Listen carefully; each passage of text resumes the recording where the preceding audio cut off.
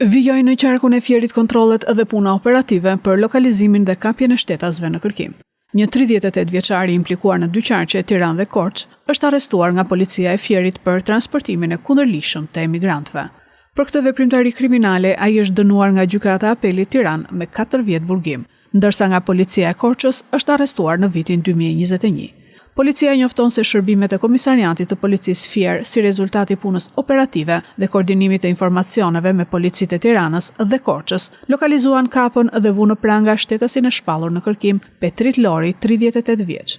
Në vitin 2023, Gjykata e Apelit e Juridiksionit të Përgjithshëm Tiranë e ka dënuar këtë shtetas me 4 vjet burgim për veprën penale, ndihmë për kalim të paligjshëm të kufive. Për të njëjtën veprimtari kriminale, ai është arrestuar nga policia e Korçës në vitin 2021.